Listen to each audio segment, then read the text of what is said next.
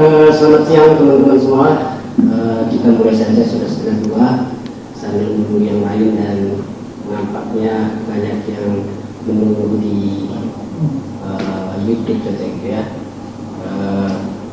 Sebagaimana dalam undangan yang kami sudah sampaikan, hari ini kita akan kembali menyampaikan sejumlah catatan evaluatif ya, terkait dengan kinerja DPR untuk masa sidang 1 tahun sidang 2022-2023. Itu masa sidang yang dimulai pada 16 Agustus 2022 sampai dengan 4 Oktober 2022 ya.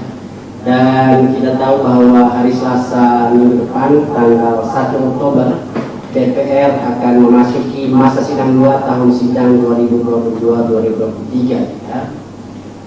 Seperti biasanya memang formapi selalu akan menyampaikan evaluasi terkait dengan masa sidang yang sudah lewat ya.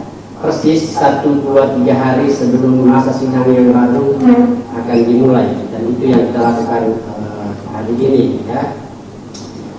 Kita tahu betul bahwa di luar sana kesibukan potensi politik sudah makin memanas ya, seiring dengan sudah mulai munculnya calon presiden, calon wakil presiden, juga proses verifikasi partai politik yang dilakukan oleh KPU ya. Tapi pada saat yang sama kita tahu betul masa bakti DPR ini masih berlangsung sampai 2024 ya, dengan berbagai kesibukan yang tentu sudah mulai juga melibatkan anggota DPR sebagai elit di partai politik masing-masing.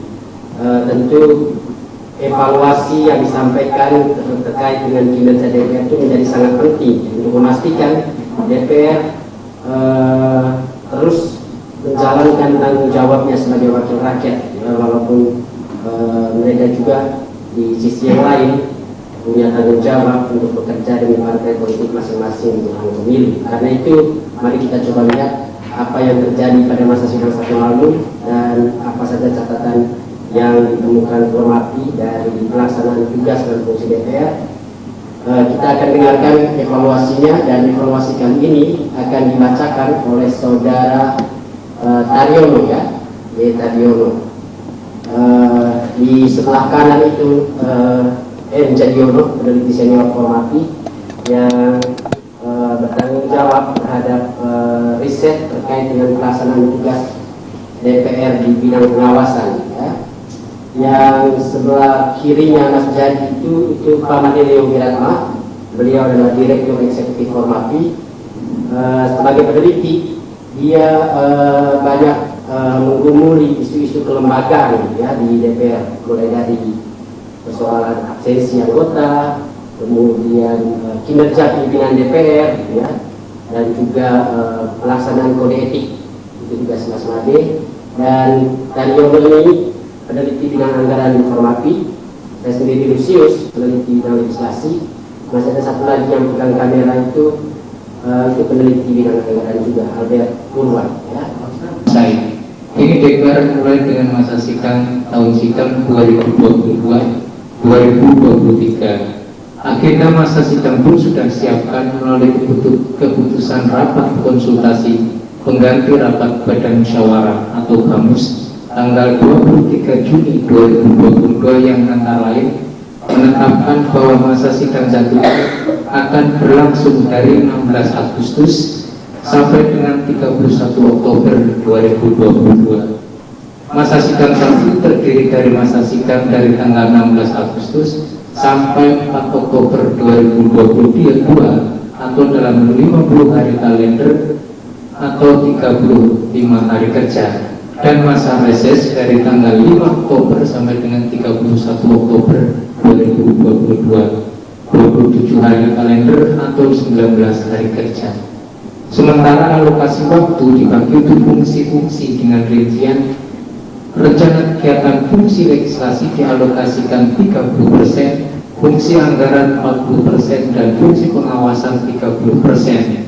Pelaksanaan setiap fungsi tersebut akan disesuaikan dengan perkembangan dan kebutuhan 3 fungsi Dewan.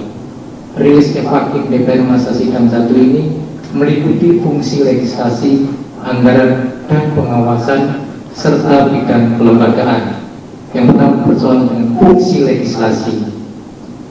Rapat paripurna pembukaan masa sidang 1 pada 16 Agustus 2022 lalu kembali tidak menyertakan penyampaian rencana kerja fungsi legislasi sebagaimana biasanya. Alih-alih menyampaikan rencana kerja, Ketua DPR justru melaporkan capaian legislasi DPR sepanjang 3 tahun sidang yang sudah usai. Ketua DPR melaporkan jumlah 43 RUU yang berhasil disahkan selama 3 tahun sidang itu. Secara kuantitas, capaian kinerja DPR dengan 43 RUU itu terlihat fantastis. Sayangnya Ketua DPR seolah-olah lupa bahwa perencanaan legislasi DPR mengenal 2 klaster RUU, yakni daftar RUU prolegnas kumulatif tertutup dan daftar RUU kumulatif terbuka.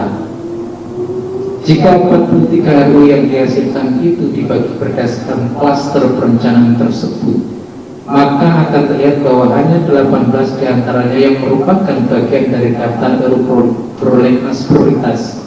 Sisanya adalah RUU kumulatif terbuka, seperti ratifikasi perjanjian internasional, tindak lanjut putusan MK, APBN, pertanggungjawaban APBN, dan Perbu. Generalisasi capaian RUU tanpa keterangan mengenai klaster RUU dalam mekanisme perencanaan nampaknya sengaja dilakukan oleh DPR demi citra saja. DPR seolah-olah sangat produktif walau sesungguhnya biasa-biasa saja, bahkan lebih buruk. Keberhasilan DPR pada masa sidang 5 lalu, yang secara keseluruhan menguraikan capaian 11 RUU dengan 3 diantaranya berasal dari daftar RUU prioritas 2022, ternyata gagal dipertahankan pada masa sidang 1 tahun sidang 2022-2023 ini. Produktivitas DPR kembali menurun dengan hanya membukukan 1 RUU prioritas yang berhasil disahkan, yakni RUU Perlindungan Data Pribadi atau PDP. Tambahan 1 RUU prioritas pada masa sidang 1 ini baru mengurangi 13 dari 40 daftar RUU prioritas 2022. Itu artinya beban kerja legislasi DPR masih sangat berat di tengah ruang dan waktu yang makin terbatas hingga penghujung tahun 2022 mendatang. Masa sidang yang tersisa tinggal 1 kali lagi, sementara beban RUU yang masih tertunggak berjumlah 27 RUU. Belum lagi intensitas menuju tahun politik sudah makin menyita waktu anggota DPR mulai saat ini. Itu artinya peluang untuk menuntaskan 27 RUU bak mimpi saja. Seperti biasa, pencapaian minim DPR dalam menggenjot penuntasan RUU daftar prolegnas prioritas, DPR mengesahkan sejumlah perjanjian internasional dan RUU terkait anggaran. Tercatat 3 RUU kumulatif terbuka ikut disahkan DPR pada masa sidang 1 lalu, yaitu RUU tentang pertanggungjawaban atas pelaksanaan anggaran pendapatan dan belanja negara APBN tahun anggaran 2021, RUU terkait pengesahan regional Comprehensive Economic Partnership Agreement, dan RUU Perjanjian Kemitraan Ekonomi Komprehensif antara Indonesia dengan Korea Selatan. Kinerja DPR dalam pelaksanaan fungsi legislasi juga disumbang oleh kebiasaan aktif DPR yang rutin memutuskan perpanjangan proses pembahasan sejumlah RUU. Pada masa sidang 1 lalu, terdapat 3 RUU yang pembahasannya diperpanjang, yakni 1 RUU tentang hukum acara perdata, RUU tentang perubahan kedua atas Undang-Undang Nomor 35 Tahun 2009 tentang narkotika, dan RUU tentang landas kontinen. Untungnya keputusan memperpanjang proses pembahasan RUU tertolong dengan laju perkembangan proses penyusunan dan pembahasan sejumlah RUU lain. Diketahui terdapat 2 RUU yang disetujui menjadi RUU inisiatif DPR, yakni RUU tentang kesejahteraan ibu dan anak, serta RUU tentang pengembangan dan penguatan sektor keuangan. Dua RUU lain telah mendapatkan surat presiden yang berarti siap untuk dibahas bersama antara DPR dan pemerintah, yakni RUU tentang kesejahteraan ibu dan anak, serta RUU tentang energi baru dan terbarukan. Pengesahan RUU perlindungan data pribadi patut diapresiasi, walaupun momentum pengesahan RUU itu terbilang lambat setelah beberapa kali kasus kebocoran data pribadi mengguncang publik. Selanjutnya, pasca kelahiran Undang-Undang PDP ini, DPR dan pemerintah harus memastikan implementasi undang-undang di lapangan bisa berjalan efektif. Banyak pihak yang harus diberi pemahaman seperti perusahaan digital, perusahaan swasta yang beraktivitas mengumpulkan data pribadi warga masyarakat. Bagaimana memastikan campuran undang-undang ini sampai kepada pihak swasta harus menjadi perhatian selanjutnya. Jangan sampai undang-undang ini tumpul berhadapan dengan korporasi dan juga lembaga publik. Upaya literasi terkait data pribadi harus dilakukan secara masif agar undang-undang PDP punya manfaat. Berkaitan dengan fungsi anggaran, proses pembahasan RAPBN tahun anggaran 2023 menjadi APBN 2023 oleh DPR bersama pemerintah ada beberapa hal yang menjadi catatan. Pertama, pandangan fraksi-fraksi terhadap RAPBN tahun anggaran 2023 cukup komprehensif secara ekonomi, baik secara makro maupun mikro. Secara makroekonomi, misalnya dampak krisis ekonomi global dan domestik, pertumbuhan ekonomi, masalah belanja negara hingga defisit, inflasi, harga dan produksi minyak dan gas, kurs rupiah terhadap dolar dan lain-lain. Sedangkan secara mikro, misalnya sektor pertanian dan segala aspeknya, ketahanan pangan, perikanan, perkebunan, pajak, UMKM, bansos, kenaikan gaji PNS, TNI, Polri, serta sedikit menyangkut pendidikan dan kesehatan. Jadi, sebagian besar pandangan fraksi berfokus pada masalah ekonomi dan jarang sekali menyangkut masalah hukum, sosial budaya, dan pertahanan keamanan. Seperti diketahui bahwa persoalan hukum di negeri ini sedang tidak baik-baik saja, apalagi dari penegak hukum sendiri juga ada yang terlibat kasus hukum. Sosial budaya juga sedang menuju pembusukan akibat keterbelahan masyarakat dalam pilpres dan pilkada yang hingga kini belum pulih, dan ini diperparah lagi oleh dunia medsos dengan daya rusaknya yang bernama hoax, sikap intoleran, dan lain-lain. Dengan demikian, sudah seharusnya DPR dalam membahas RAPBN jangan berfokus ekonomi semata, tetapi perhatikan masalah-masalah lainnya. Kedua, pembahasan RAPBN tahun anggaran 2023 yang dilakukan oleh tim perumus RAPBN yang dibentuk Banggar dan pemerintah banyak melakukan rapat-rapat tertutup dan tidak transparan. Begitu juga dengan rapat-rapat sinkronisasi anggaran kementerian lembaga, mitra kerja komisi, maupun harmonisasi penyertaan modal negara atau PMN yang diterima BUMN pada APBN tahun anggaran 2023 di internal Banggar dilakukan secara tidak transparan. Ketertutupan ini menimbulkan berbagai pertanyaan, mulai dari pertanyaan mengapa soal rakyat tidak boleh diketahui oleh rakyat sendiri, hingga kecurigaan publik akan adanya main mata antara DPR dan pemerintah. Ketika asumsi makro APBN tahun anggaran 2023, Banggar menyepakati laju inflasi dari 3,3% menjadi 3,6% atau naik 0,3%. Nilai tukar rupiah terhadap US dollar disepakati naik dari 14.750 rupiah per US dollar menjadi 14.800 per US dollar atau naik 50 rupiah per US dollar. Lifting gas bumi sebesar 1.050 menjadi 1.100 dalam 1.000 barel setara minyak per hari atau naik 50 dalam 1.000 barel setara minyak per hari. Karena kenaikan 3 asumsi ekonomi makro tersebut justru tidak memberikan pengaruh terhadap pertumbuhan ekonomi yang tetap ditargetkan 5,3%, tetapi DPR tidak mengkritisinya. Sedangkan indikator pembangunan dalam APBN tahun anggaran 2023 yang diusulkan pemerintah juga tidak mengalami koreksi apapun oleh Banggar.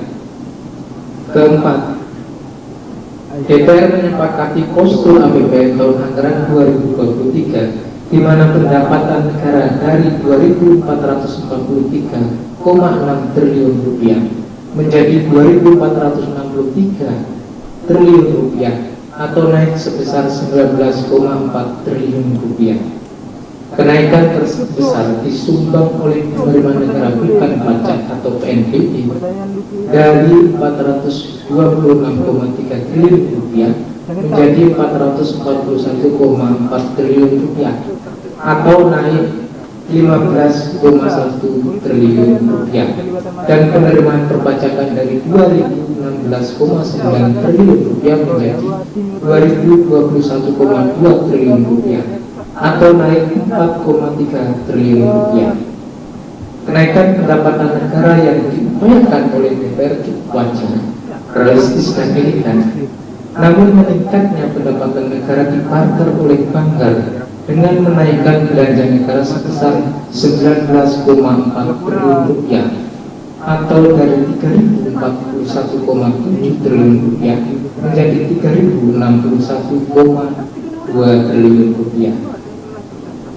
Kenaikan belanja negara didominasi oleh belanja pemerintah pusat dari 2.230 triliun rupiah menjadi 2.246,5 triliun rupiah atau naik 16,4 triliun rupiah, terdiri dari belanja kementerian lembaga dari 993,2 triliun rupiah menjadi 1.000,8 triliun rupiah atau naik 7,7 triliun rupiah, dan belanja negara non kementerian lembaga dari 1.236,9 triliun rupiah menjadi 1.245,6 triliun rupiah atau naik 8,7 triliun rupiah, serta transfer ke daerah dari 811,7 triliun rupiah menjadi 814,7 triliun rupiah atau naik 3 triliun rupiah.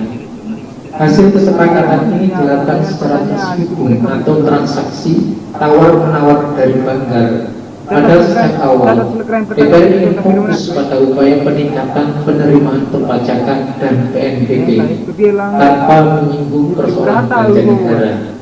Pada prinsipnya, dalam keadaan normal, postur APBN didesain untuk menekan angka defisit serendah mungkin.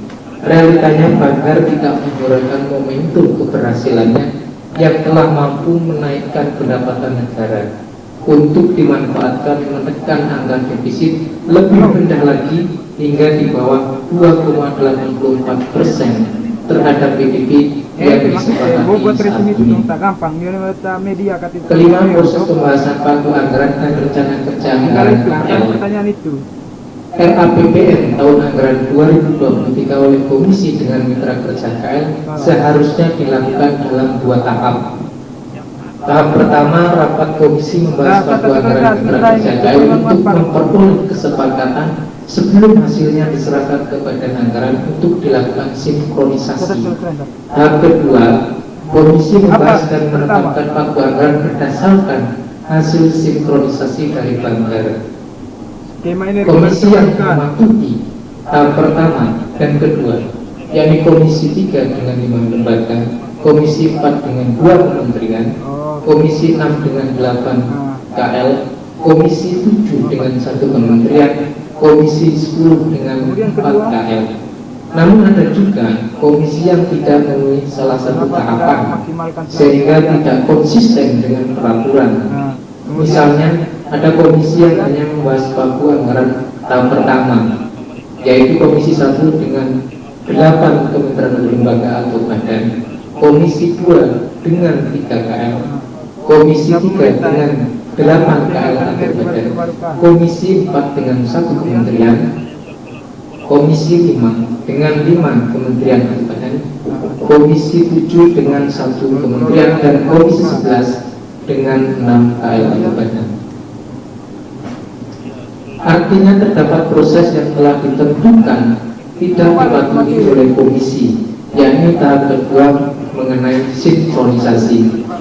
Sementara itu, ada komisi yang membahas pagu anggaran dan PKKL Rencana Kerja Anggaran KL hanya menggunakan tahap kedua tanpa kesepakatan rapat di internal komisi atau langsung berpedoman pada hasil sinkronisasi anggaran, yakni Komisi 2 dengan 11 KL atau badan.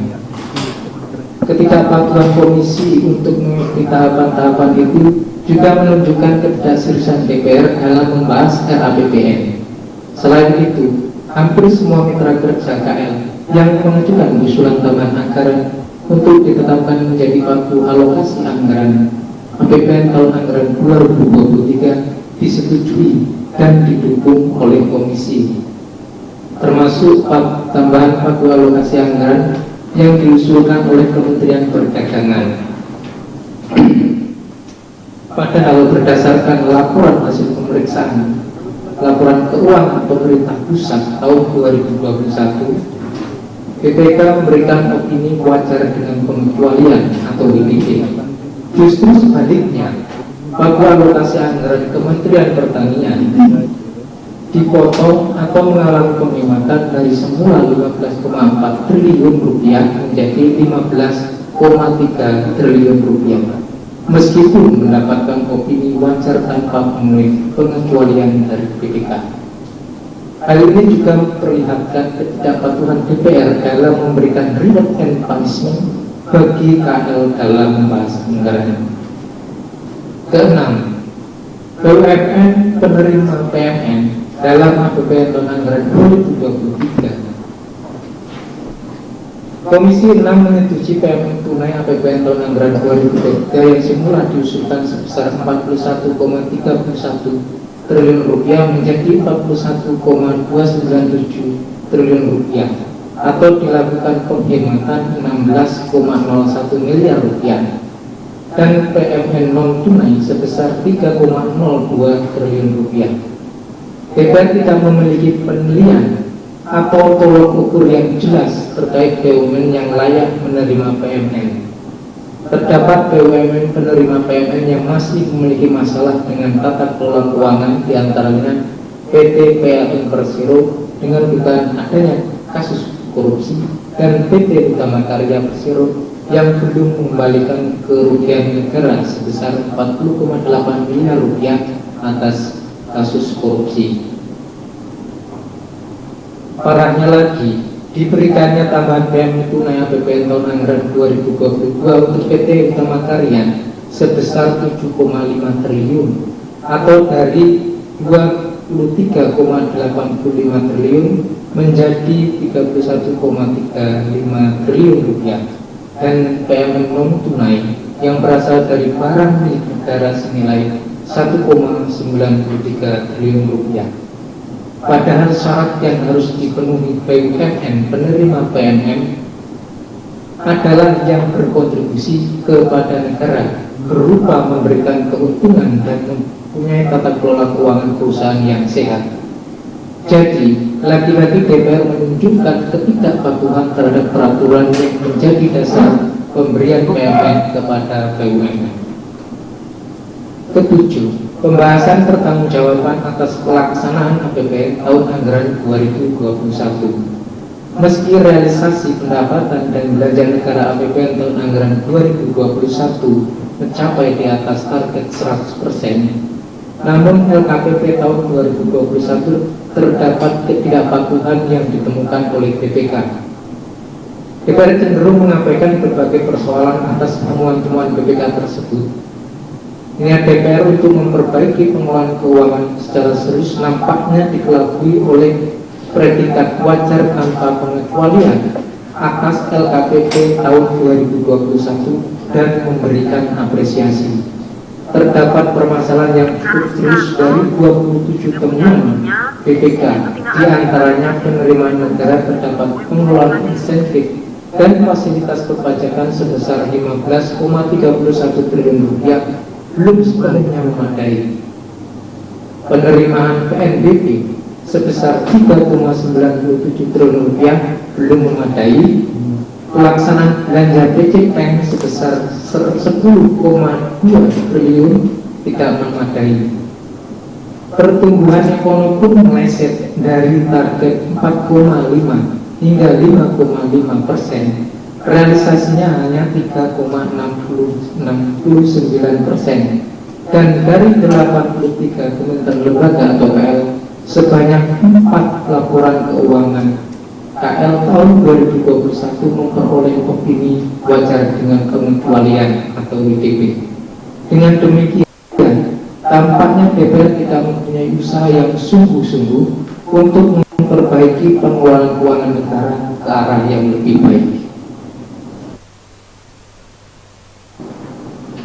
Kedelapan, rencana kerja anggaran DPR pada APBN tahun anggaran 2021. Meski Formapi memberikan predikat kinerja konsisten buruk, tetapi DPR tetap ngotot ingin terus menaikkan anggarannya. Hal ini dapat dilihat dari upaya PRT berusaha menaikkan anggaran sejak masa sidang 5 lalu. Awalnya DPR memiliki pagu indikatif tahun anggaran 2023 sebesar 5,85 triliun rupiah, tetapi PRT masih menganggap kurang sebesar 3,13 triliun rupiah. Kemudian dalam masa sidang 1 ini, pagu alokasi anggaran DPR tahun 2023 ditetapkan sebesar 6,08 triliun rupiah dengan rincian satuan kerja dewan 4,46 triliun rupiah dan satuan kerja sekretariat jenderal 1,61 triliun rupiah. Lagi-lagi PRT belum puas dan akan melakukan koordinasi bersama Banggar dan Komisi 11 untuk mengupayakan tambahan anggaran sebesar 2,91 triliun rupiah. Hingga masa sidang 1 ini berakhir, tidak ditemukan data dan kapan dan bagaimana dinamika pembahasan anggaran DPR yang dilakukan oleh PURT, rapat internal dengan Komisi 11 maupun dengan Banggar. Pembahasan anggaran DPR nampaknya berlangsung senyap dan diam-diam sulit terekspos ke publik. Jika apa yang diminta PURT nanti dipenuhi, maka DPR memang lebih fokus pada kepentingan anggaran sendiri di tengah kinerja yang tidak baik. Fungsi pengawasan. Pertama, rapat konsultasi pengganti rapat BAMUS pada 23 Juni 2022 dan pidato Ketua DPR pada penutupan masa sidang 5 tahun sidang 2021-2022 7 Juli 2022 serta pidato pembukaan masa sidang 1 tahun sidang 2022-2023 oleh Ketua DPR pada 16 Agustus 2022. Ditemukan rencana kerja pelaksanaan fungsi pengawasan DPR selama masa sidang 1 ini, antara lain pembahasan ikhtisar hasil pemeriksaan semester 2 tahun 2021 dan laporan hasil pemeriksaan keuangan pemerintah pusat tahun 2021 dari BPK. Kedua, memberikan perhatian terhadap berbagai permasalahan yang menjadi perhatian rakyat. Dan ketiga, memberikan pertimbangan untuk mengisi suatu jabatan, calon duta besar negara sahabat, pejabat publik, dan kewarganegaraan. Kedua, melalui penelusuran laporan singkat rapat-rapat Komisi 1 sampai dengan 11 DPR masa sidang 1 ini sebagaimana dimuat dalam laman resmi DPR dan media sosial resmi DPR, Formapi menemukan sebanyak 79 kali rapat pengawasan terkait pelaksanaan kebijakan pemerintah yang dilakukan oleh 10 dari 11 komisi, kecuali Komisi 1 yang tidak ditemukan. Fokus pembahasan komisi dalam rapat dengan mitra kerjanya adalah membahas rencana kerja pemerintah tahun 2023 dan evaluasi kinerja kementerian lembaga, serta evaluasi kinerja beberapa perusahaan BUMN dilakukan sebanyak 50 kali rapat atau 63,29%. Pembahasan terkait masalah yang terjadi di kementerian lembaga sebanyak 13 kali rapat atau 16,46%. Masukan dari masyarakat atau praktisi sebanyak 9 kali rapat 11,39%. Sedangkan pelaksanaan fit and proper test terhadap calon pejabat publik sebanyak 7 kali rapat 8,86%. Berdasarkan data tersebut, pada masa sidang 1 tahun sidang 2022-2023, DPR sangat ingin melibatkan partisipasi publik dalam menentukan arah kebijakan pemerintah. Padahal sejatinya justru masyarakatlah yang akan menerima dampak dari kebijakan tersebut. Seharusnya setiap kebijakan yang diusulkan pemerintah dibicarakan dulu dengan melibatkan publik seluas-luasnya melalui RDP. Setelah itu baru diputuskan oleh DPR. Tidak heran jika kebijakan pemerintah yang disetujui DPR seringkali menuai penolakan dari masyarakat melalui demonstrasi di berbagai daerah. Dengan begitu dapat dikatakan bahwa DPR belum optimal dalam menyerap aspirasi rakyat dan memperjuangkannya dalam rapat-rapat.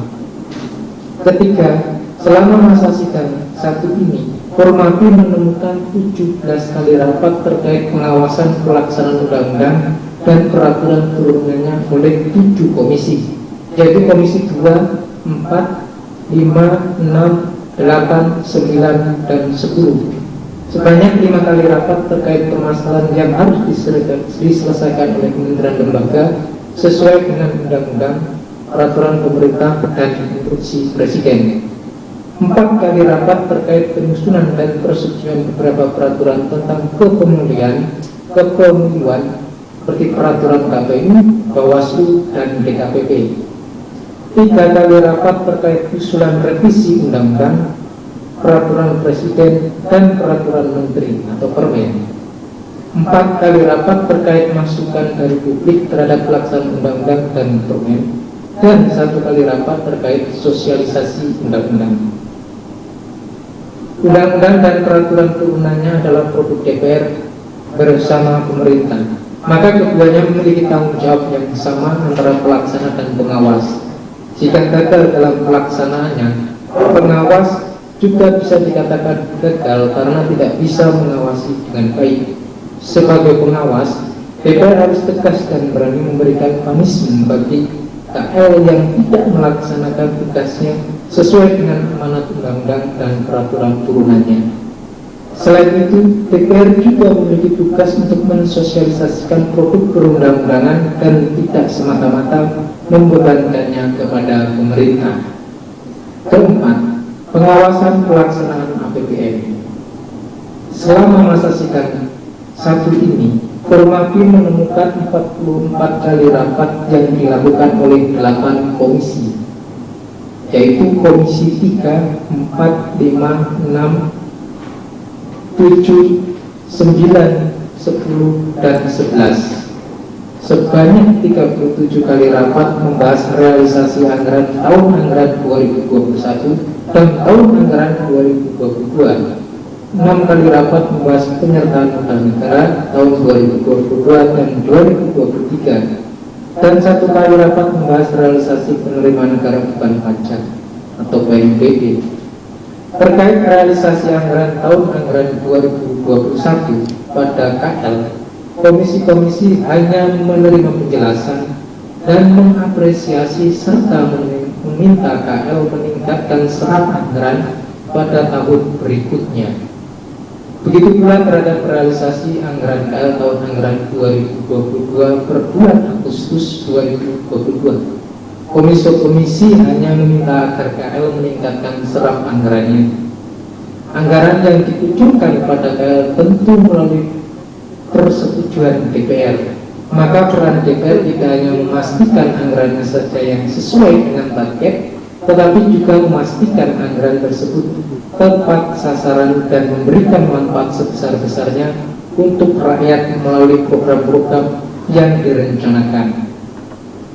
Pemberian PMN kepada beberapa BUMN pun harus berdasarkan kebutuhan dan pertimbangan yang sangat matang. Jangan sampai PMN yang diberikan kepada BUMN sia-sia karena konsisten merugi atau bahkan dikorupsi. Pengawasan DPR terhadap pelaksanaan APBN yang optimal dapat dikatakan sebagai bentuk pencegahan terjadinya kerugian keuangan negara yang dikelola oleh KL. Sebaliknya, jika masih ada kekurangan negara yang disebabkan oleh KL, maka peran DPR sebagai pengawas belum optimal atau dapat dikatakan gagal. Kelima, pada LKPP tahun 2021, BPK memberikan opini wajar dengan pengecualian kepada 4 kementerian lembaga, yaitu Kementerian Perdagangan, Kementerian Ketenagakerjaan, Lembaga Ilmu Pengetahuan Indonesia, Badan Riset dan Inovasi Nasional. Sementara itu, dalam ikhtiar hasil pemeriksaan semester 2 tahun 2021, BPK melaporkan adanya 1.720 temuan ketidakpatuhan terhadap ketentuan peraturan perundang-undangan dengan nilai 29,70 triliun rupiah, terdiri atas 800 temuan dengan nilai kerugian sebesar 833,26 miliar rupiah, 216 temuan yang menimbulkan potensi kerugian sebesar 13,96 triliun rupiah, dan 270 temuan kekurangan penerimaan senilai 14,91 triliun rupiah. Sekalipun begitu, melalui penulisan laporan singkat, rapat-rapat yang dilakukan oleh komisi selama masa sidang 1 tahun sidang 2022-2023 yang diunggah pada laman resmi DPR, hanya ditemukan 6 dari 11 komisi yang membahas laporan BPK, yaitu Komisi 3, 4, 5, 6, 10, dan 11. Ini artinya ada 5 komisi yang alfa membahas laporan hasil pemeriksaan semester 1 dan 2 tahun 2021 serta LKPP tahun 2021 yang telah disampaikan kepada DPR. Pembahasan yang dilakukan oleh komisi-komisi itu pun banyak hanya mengangkut opini yang diberikan oleh BPK kepada KL dengan puja-puji mengapresiasi opini WTP. Sedangkan temuan-temuan ketidakpatuhan terhadap peraturan perundang-undangan yang mengakibatkan kerugian negara, potensi kerugian negara maupun kekurangan penerimaan negara luput dari pembahasan dan penelusuran atas sebab-sebabnya.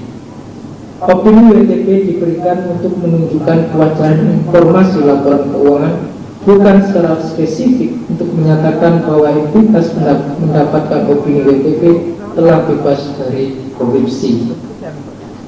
Jika hanya opini BPK yang selalu dijadikan acuan, maka hal ini kurang tepat, karena telah berulang kali terjadi jual beli opini, seperti yang terjadi di Kementerian Desa, Pembangunan Daerah Tertinggal dan Transmigrasi di tahun 2017 lalu, juga di Kabupaten Bogor. Opini BPK ternyata juga dimanfaatkan oleh pemerintahan daerah terkait dugaan kasus korupsi yang melibatkan Gubernur Papua Lukas NMB. Lukas NMB ogah memenuhi panggilan KPK karena menganggap dirinya bersih, sekurang-kurangnya mengacu pada hasil audit BPK sepanjang dia memerintah, di mana BPK memberikan predikat BPK pada Provinsi Papua. Menurut NMB dan timnya, penilaian BPK itu menjadi bukti tak terbantahkan bahwa Gubernur Papua bersih dari korupsi. Kejadian seperti ini seharusnya menjadi perhatian khusus DPR dalam melakukan pengawasan, sehingga pengawasan DPR terhadap pengelolaan keuangan negara oleh KL tidak hanya sebatas puja-puji dan mengapresiasi opini yang diberikan BPK. Pengawasan ketat DPR juga harus dimulai dari proses fit and proper test terhadap calon anggota BPK yang tidak boleh asal-asalan dan sekedar formalitas saja atau bahkan titipan parpol tertentu. Hal ini penting karena uang rakyat tergantung juga pada anggota BPK yang terpilih, sehingga praktik jual beli opini BPK tidak terulang kembali. Keenam, menjelang dan selama masa sidang 1 tahun sidang 2022-2023 telah terjadi berbagai permasalahan yang menjadi perhatian masyarakat. Antara lain, tidak ditahannya Putri Chandrawati, istri dari Kepala Divisi Profesi dan Pengaman Polri, Irjen Verdi Sambo, yang telah ditetapkan sebagai salah satu tersangka dalam kasus penembakan berencana terhadap Brigadir Nofriansah Joshua Huta Barat, salah seorang ajudan Verdi Sambo, di rumah dinas Verdi Sambo di Kompleks Polri Jalan Duren 3 Jakarta Selatan pada 8 Juli lalu. Sebaliknya, perempuan-perempuan lain yang terlibat kasus pidana dan memiliki bayi atau balita tetap ditahan. Terhadap kasus seperti ini, Komisi 3 DPR sama sekali tidak memberikan perhatian sama sekali. Usia produktif itu lebih banyak dibandingkan dengan usia tua. Pada masa sidang ketika Minum-minum. Pemuda Ini juga berat. itu lebih banyak dibandingkan dengan generasi tidak produktif orang. Bagaimana negara memaksimalkan usia muda itu kalau dia dimaksimalkan bisa menjadi maka pengangguran. saya lanjutkan. Pada 3 September 2022, pemerintah Presiden Jokowi menaikkan harga bahan bakar minyak bersubsidi Pertalite dan solar. Pertalite naik dari Rp7.650 menjadi Rp10.000 per liter. Solar dari Rp5.150 menjadi Rp6.800 per liter. Kebijakan tersebut diatur melalui keputusan Menteri SDM nomor 218/K/01/MEM (2022) tentang harga jual eceran jenis bahan bakar minyak tertentu dan jenis bahan bakar minyak khusus penugasan. Kebijakan tersebut ditentang oleh beberapa kalangan masyarakat dalam bentuk unjuk rasa di Jakarta dan di berbagai daerah, antara lain Badan Eksekutif Mahasiswa Seluruh Indonesia dan Federasi Serikat Pekerja Seluruh Indonesia dan di berbagai daerah lainnya. Front Persatuan Islam, Persatuan Alumni 212 dan Gerakan Nasional Pengawal Fatwa Ulama di Jakarta terhadap tuntutan para mahasiswa dan serikat pekerja dan lain-lain agar pemerintah membatalkan kenaikan harga BBM bersubsidi. DPR sebagai lembaga tidak mendengarkan jeritan mereka.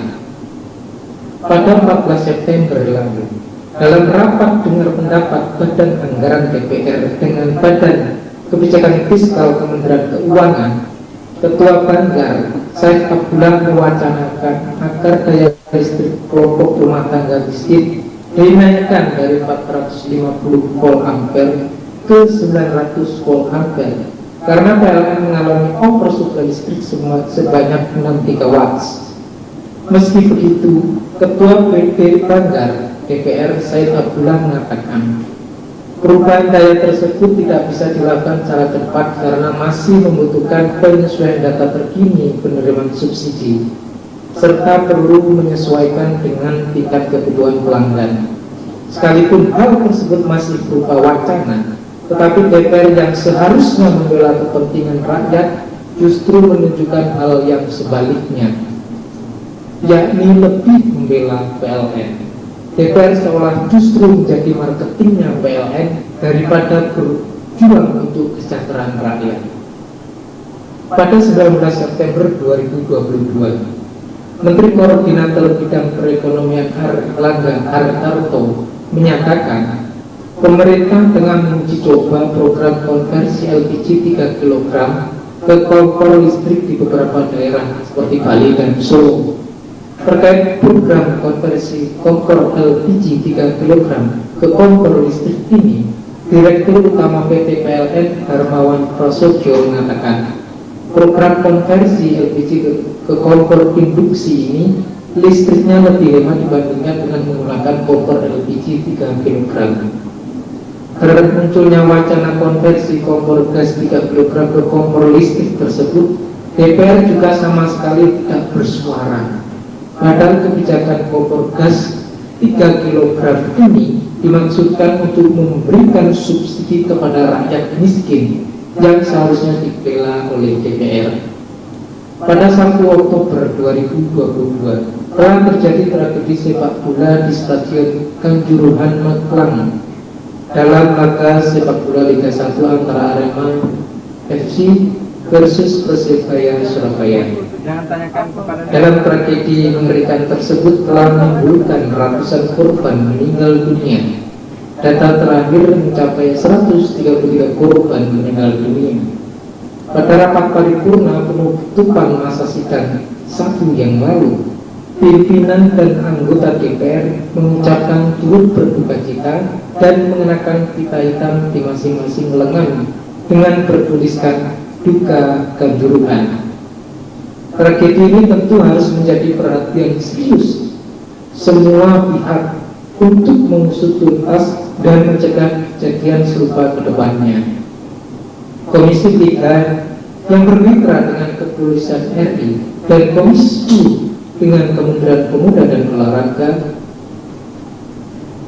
rencananya akan melakukan rapat di DPR bersama pihak-pihak terkait untuk melakukan evaluasi secara menyeluruh. Bahkan anggota DPR dari fraksi Partai Demokrat Yoyo Suari sebelum Komisi 10 akan bentuk panitia khusus atau pansus terkait tragedi yang terjadi di Stadion Kanjuruhan. Tetapi rencana tersebut terlihat lamban direalisasikan. Respon DPR memang cukup cepat dengan membentuk rencana ini dan itu. Permadi berharap DPR tidak out online no action. Ketujuh, selama masa sidang 1 tahun sidang 2022-2023, DPR menunjukkan sikap arogan dan menginjak-injak independensi lembaga negara yang dibentuk berdasarkan Perintah Undang-Undang Dasar 1945 maupun undang-undang. Hal itu tampak pada pemberhentian Hakim Konstitusi Aswanto dan penetapan Guntur Hamzah pada rapat paripurna 29 September 2022. Menurut penjelasan Ketua Komisi 3 DPR Bambang Wuryanto pada 30 September 2022, Aswanto diganti dengan Guntur Hamzah karena banyak produk undang-undang yang dibuat DPR justru dibatalkan oleh Aswanto. Padahal Aswanto merupakan hakim MK dari perwakilan DPR. Apalagi terdapat surat konfirmasi dari MK yang memberikan penjelasan tidak ada periodisasi. Bambang Wuryanto mengibaratkan dengan direksi yang diusulkan pada sebuah perusahaan pasti akan mengambil kebijakan yang sesuai dengan arahan owner. Jika tidak, maka yang bersangkutan bakal copot dari jajaran direksi. Putusan rapat paripurna DPR 29 September 2022 memberhentikan Hakim Konstitusi yang berasal dari usulan DPR tersebut menginjak-injak independensi Mahkamah Konstitusi. Karena itu, jika jalan pikiran seperti itu diikuti, maka Mahkamah Konstitusi diposisikan sebagai pesuruhnya DPR. Kedelapan, penginjak-injakan independensi lembaga negara lainnya juga nampak pada proses penetapan Ketua Komnas HAM periode 2022-2027 melalui persetujuan rapat paripurna 4 Oktober 2022 atas nama Agnika Nova Sudiro. Sebab menurut pasal 83 ayat 3 Undang-Undang Nomor 39 Tahun 1999 tentang Komnas HAM, Ketua dan Wakil Ketua Komnas HAM dipilih dari dan oleh anggota, jadi bukan oleh DPR. Kesembilan, pada rapat paripurna 4 Oktober 2022, DPR mengesahkan putusan Komisi 3 mencabut persetujuan Hakim Agung Mahkamah Agung atas nama Sudrajat Dimyati karena yang bersangkutan menerima suap dalam penanganan kasasi perkara perdata.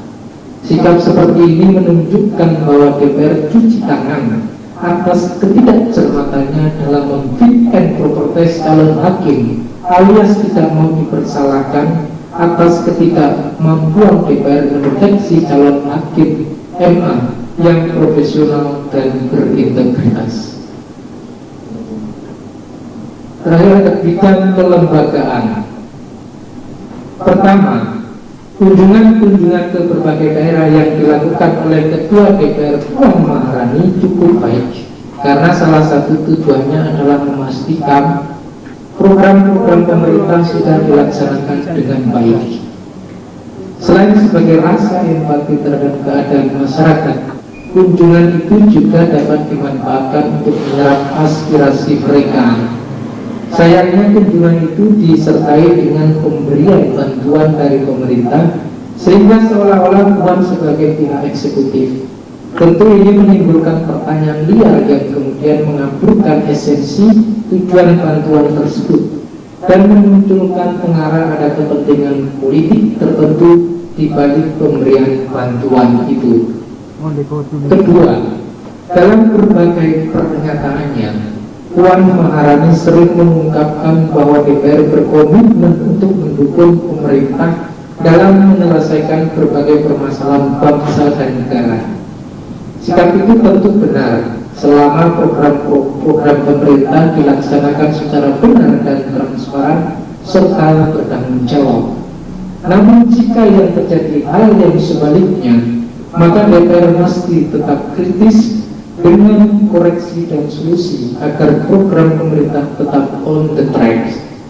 Sikap ini penting agar DPR tidak terkesan mendukung pemerintah tanpa reserve, hanya mengekor hingga menjadi bersorak buri setuju atas semua kebijakan pemerintah. Ketiga, DPR yang tidak akan memperpanjang masa jabatan atau memberhentikan hakim konstitusi yang berasal dari usulan lembaga DPR atas nama Profesor Aswanto dalam masa jabatannya dan mencabut Hakim Agung Republik Indonesia atas nama Sudrajat Dimyati dari posisinya sebagai Hakim Agung di Mahkamah Agung adalah tindakan inkonstitusional dan melanggar undang-undang.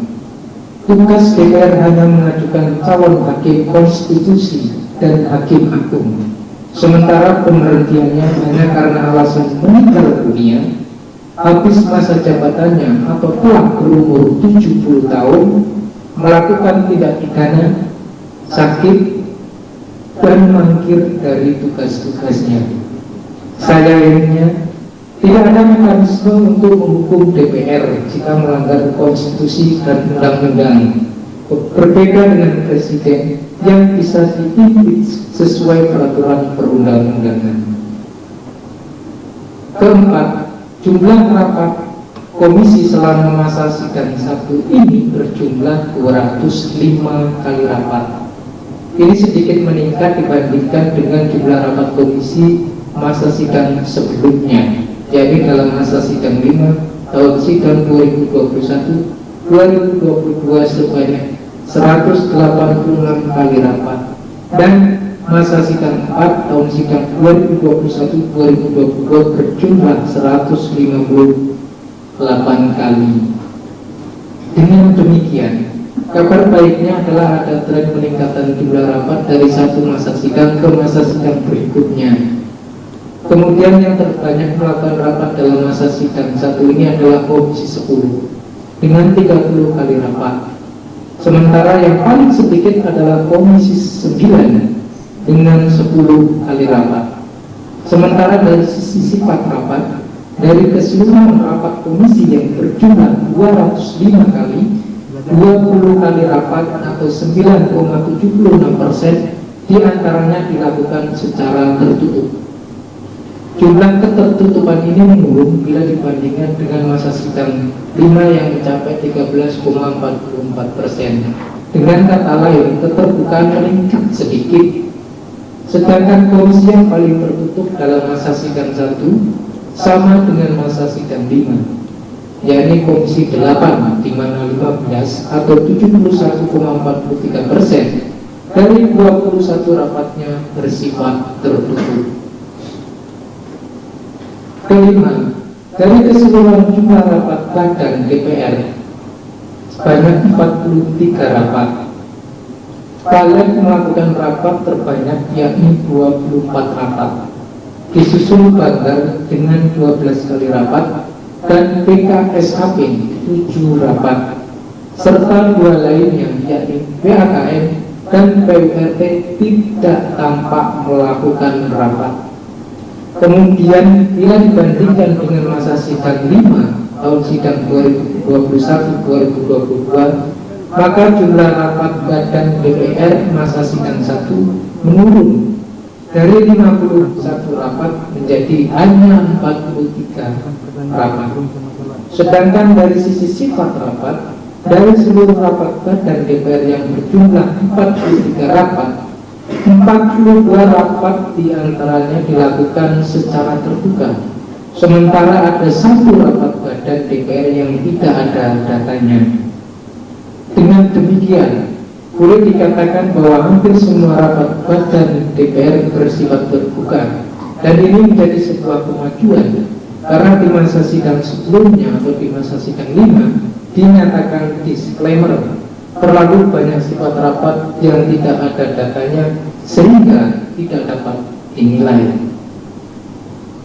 Keenam, secara rata-rata dalam masa sidang 1 ini hanya 348 orang atau 60,52% anggota DPR yang menghadiri rapat paripurna. Ini pun jika anggota yang izin dimasukkan dalam kategori hadir.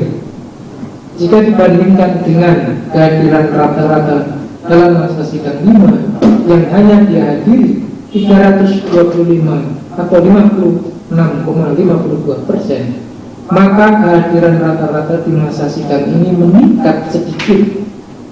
Yang meletakkan ada 1 rakur, yakni rapat paripurna pembukaan masa sidang 1 tanggal 16 Agustus lalu, yang dihadiri cukup signifikan oleh anggota DPR, yakni sebanyak 480 orang atau 83,48% dari seluruh anggota DPR yang berjumlah 575 orang. Namun jika anggota DPR yang izin tidak dimasukkan dalam kategori hadir, maka hanya 2 rakur yang memenuhi quorum, yakni rakur pembukaan masa sidang dan rakur penutupan. Sementara rakur lainnya tidak memenuhi quorum karena rata-rata dihadiri kurang dari separuh plus 1 dari seluruh anggota DPR. Dengan demikian, banyak rakur DPR yang sebenarnya tidak sah karena tidak memenuhi quorum. Yang juga menarik adalah rakur pada 6 September 2022 hanya dihadiri oleh 196 anggota DPR, 200 izin, dan sisanya tidak tahu rimbanya. Meski hanya bersifat seremonial, yakni untuk merayakan ulang tahun DPR ke-77, tetapi acaranya sudah diagendakan dan semua anggota DPR diundang. Nyatanya banyak anggota DPR yang tidak hadir. Ketidakhadiran ini menunjukkan sikap DPR yang tidak respek atau peduli pada persoalan diri sendiri. apalagi untuk memikirkan rakyat yang mewakilinya. Ketujuh, terkait dengan kerjasama luar negeri atau diplomasi parlemen, baik melalui kunjungan maupun pertemuan-pertemuan resmi antar parlemen.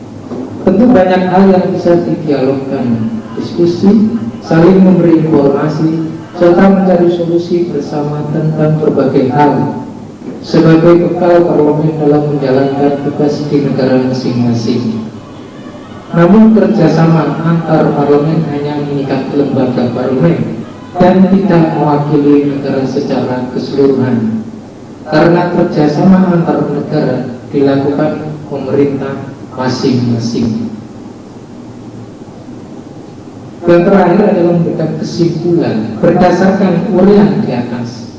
Pelaksanaan fungsi-fungsi DPR seperti fungsi legislasi, anggaran dan pengawasan maupun bidang kelembagaan biasa-biasa saja dan tidak menunjukkan ke arah yang lebih baik, bahkan cenderung tetap buruk. Selain itu, dari masa sidang sebelumnya, DPR sudah menunjukkan tindakan-tindakan yang arogan terhadap mitra kerjanya, baik berupa pengusiran maupun sikap emosional. Kini DPR telah bertindak lebih jauh lagi, yakni melanggar konstitusi dan undang-undang terkait pemberhentian hakim konstitusi dan penarikan hakim agung. Oleh karena itu, Formapi melihat bahwa kinerja DPR konsisten buruk, arogansi semakin merajalela. Jakarta, 27 Oktober 2022. Demikian, terima kasih kepada narasumber.